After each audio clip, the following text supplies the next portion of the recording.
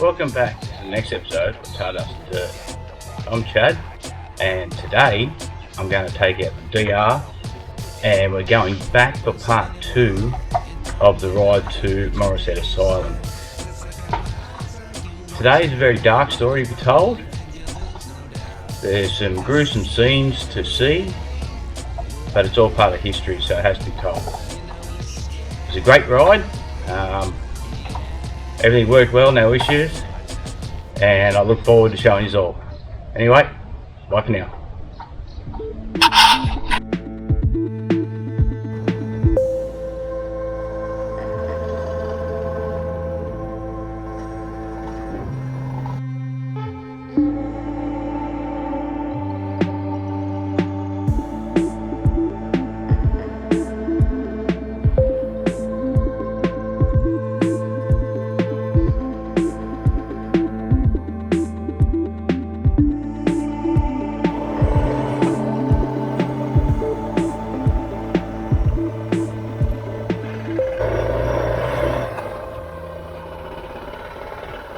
You know, life gets messy, but when you ride, everything becomes clear. From rolling down the trails, to powering up the hills, staring off into a sunset. You never fear to drop a gear.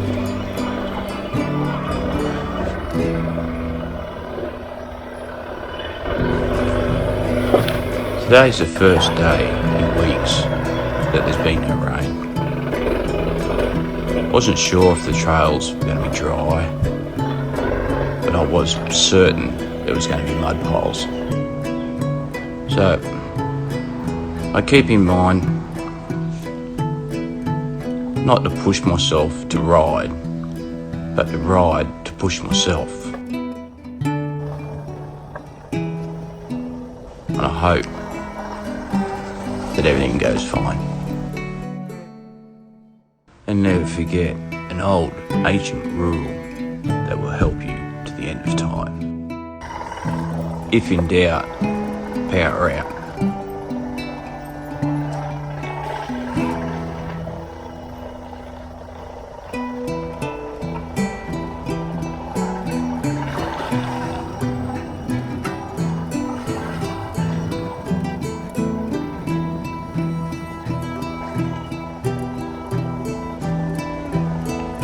Doesn't matter how many times you go down the same trail, there's always something different. And it's a matter how you approach the obstacles, is how much fun you're going to have. After rain, there's always going to be changes. And today was no different.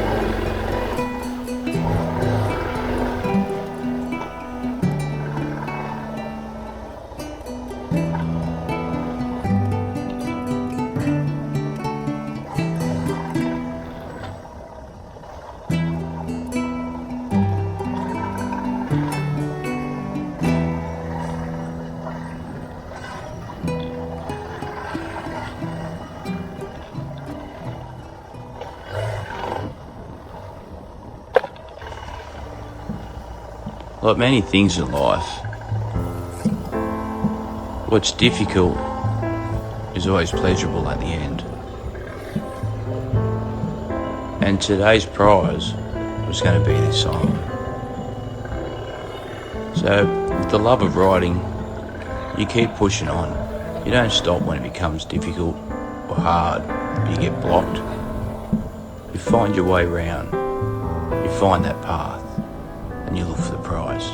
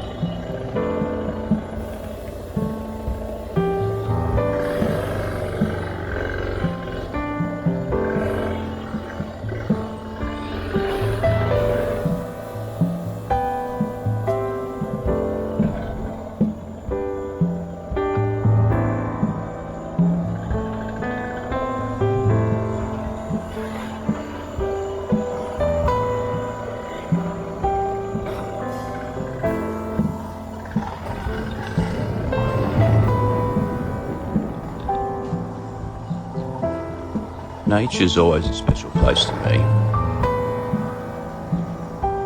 How quiet it is. Listen to the roar of bikes, the open spaces, the enclosed spaces, even the mud. Everything has its special place. And it's so easy just to get lost. But when you come back out on the trails,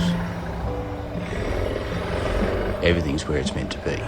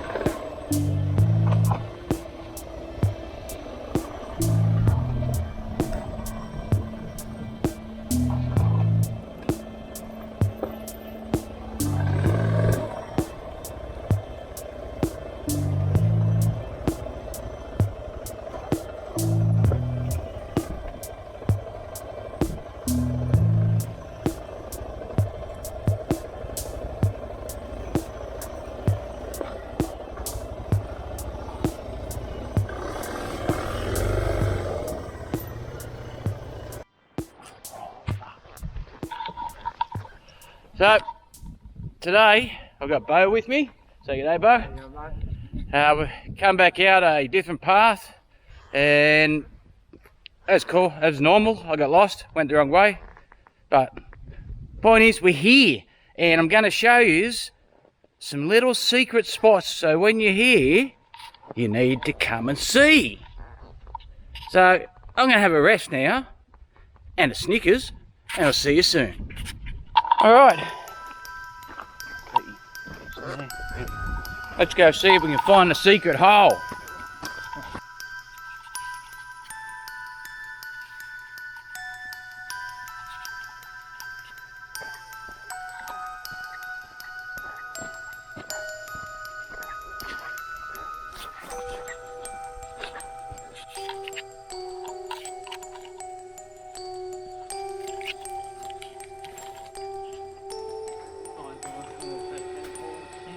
Hey?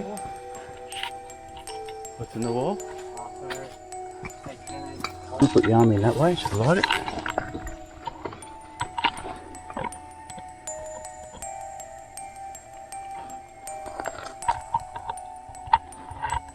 You alright with that? No. We'll come and look through this one.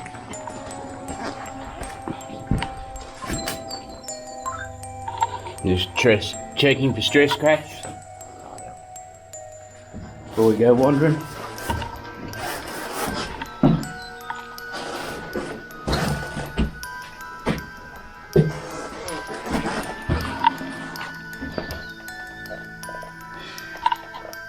Filtering towels. So we're going to go in there, folks, but we're going to go around the other way because I can see another hole that I'd like to check out first. If you go have a look through that, man, you'll see a light and a tunnel leading off down the left. Oh. That light has been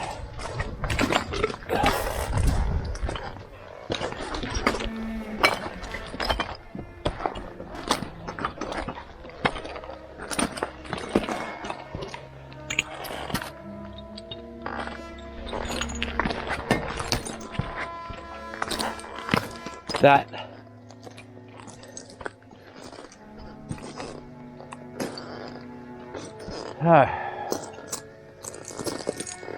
what I can tell you is you're not getting any further from there to there.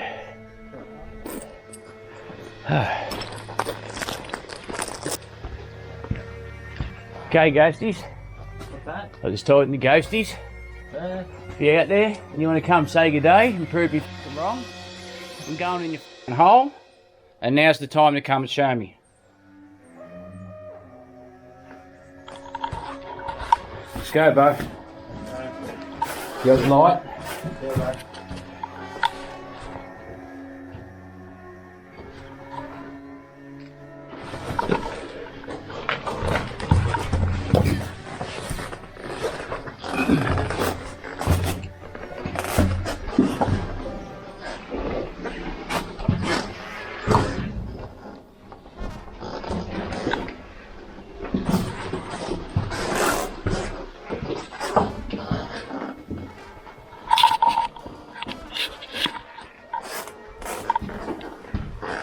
that's fucking ancient.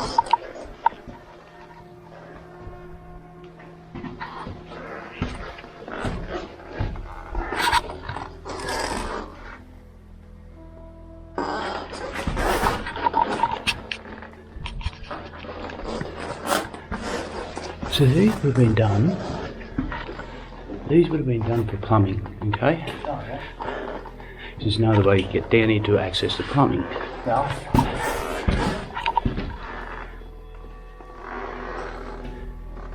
Hole number one, right there.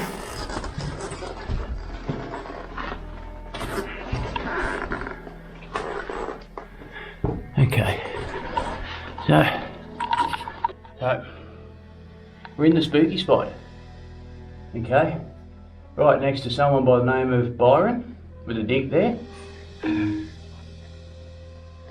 That was a bit weird. I'll tell you what, just to add to the spookiness, I'll open up my ghost talking app and see if anyone wants to talk to us. Oh shit. I just got chills down my spine then when you said that. Sorry? I just got chills down my spine. We're in the spooky spot. I've opened up the ghost speaking device and listening device and community device and the many devices involved that go bing and beep. And we'll see. We'll give it 5 minutes and we'll go out. Is there any spirits around that would like to speak to me? This device in my hand. Escaped. You escaped, did you? Where did you escape from?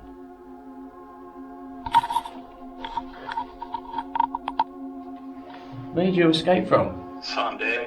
On Sunday? Oh. Sunday's a good day. You know, Sunday's a religious day, and you had a church out here. Did you go to that church?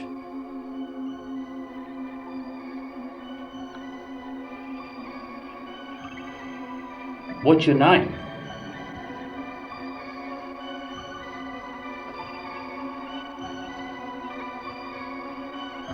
Are you still there?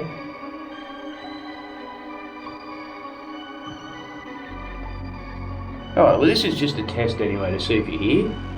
We're going to come back and visit you again in a couple of weeks. And we're going to bring more tools to speak to you and better ways to see you. So, I'll let you rest. Stay here. No one's allowed to follow us. Just stay where you were buried. Or contained to, not follow us. Rest in peace. Thank you. Bye-bye. Let's go. We've done what we need to do. And I bet you just got some chills down your spine, didn't you, brother?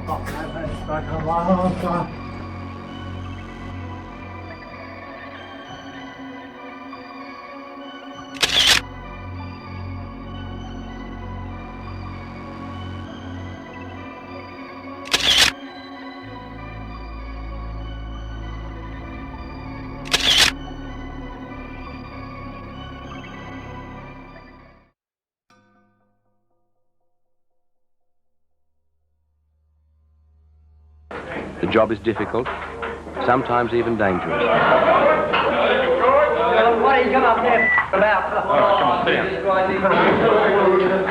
And if you measure job satisfaction in terms of the patient's improvement, then mostly it's very little, and there are no medals.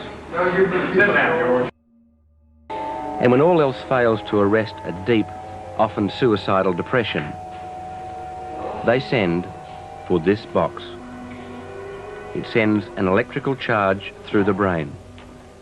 We know it as shock treatment. The hospital calls it ECT, electroconvulsive therapy.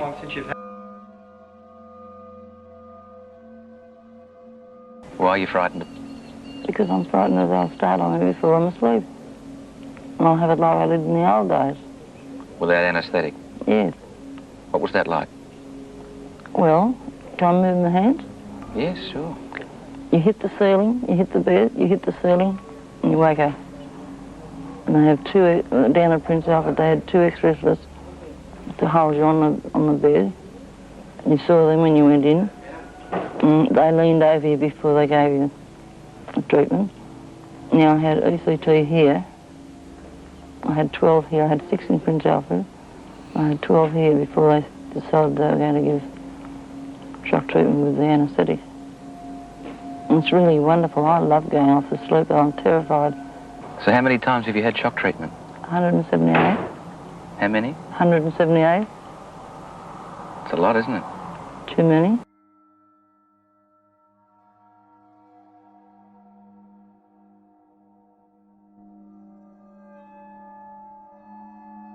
Well, you get up now. Come on. Enough messing about. Out of bed and get dressed. Come on.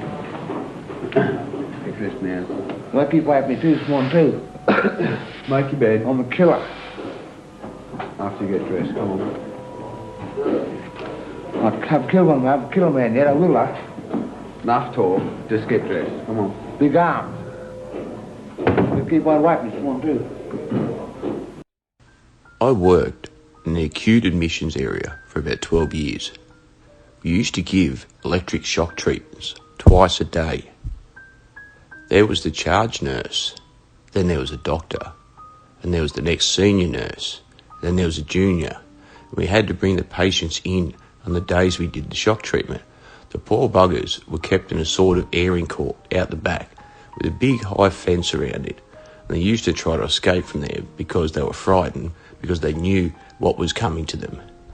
If they didn't come in voluntary, we had about 6 beds on each side of the room, and we used to go and bring them in forcibly if necessary. Sometimes they would object very strongly. They were frightened because they knew what shock treatment was. If they didn't come in, we had to forcibly bring them in and press down on their shoulders to hold them down on the bed. The poor buggers were shaking with fright, even though many of them were very mad. They had these things like dumbbells. There was a junction thing on the end which had a lead facing on it, and the wiring came in and went out to a little machine over the desk which the doctor worked. There were 2 of these dumbbell things. We'd dip them in salt water, and there was a bed of lint on top held on with a rubber band. So we held them down, and I used to apply the pad things to the temples. You should have seen the way they jumped. Everything in their body would go as stiff as a board. Their muscles were taut and they'd froth at the mouth, and although they'd be unconscious by this, they'd still be jumping up and down on the bed. You just had to hold them there till they settled down. Then it took about 3/4 an hour till they came out of it. It was a very violent thing, but they had no other treatment before the Lagarto came in, which was one of the earliest sedatives to be used. The hospital had a couple of painters, and and were always ringing them to replace the panes of glass in the windows that had been smashed. There was a big day room outside of the main dining room on the veranda, and we put them out there. There was a yard with a high fence around it, and we'd put them out there in daytime too.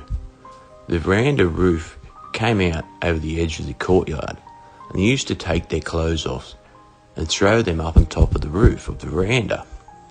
I had to get the carpenter to come down, make me a ladder so the nurses could climb up on the roof and retrieve the clothes because they were running around with nothing on. The nurses would go up these ladders every day and get the clothes down. Well, the patients would shit all over the veranda. They'd never been trained in any way, shape or form. The veranda, which was concrete, had to be hosed down where they had pooped all over it, and it would run down a slope into a little open drain, and some of them would sit in the drain and drink the water that was running down.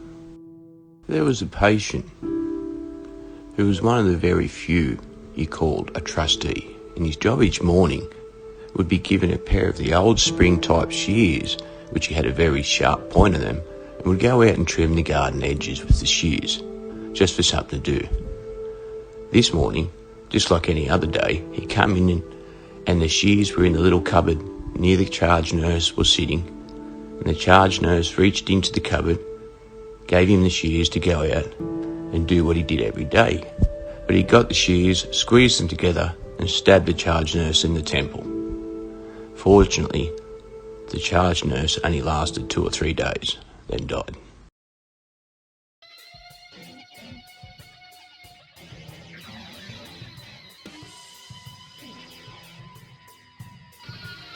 This is where we conclude today's ride. And today, history did show its ugly head. We learn from the past and we look to the future. But without the past, there is no future. I feel sorry and compassion for all those that are involved, worked, or patients at Morisset Hospital. And we look forward to a more happier ride next time. So, whether it's tar, dust or dirt, remember, just get out and ride. See you on the next adventure.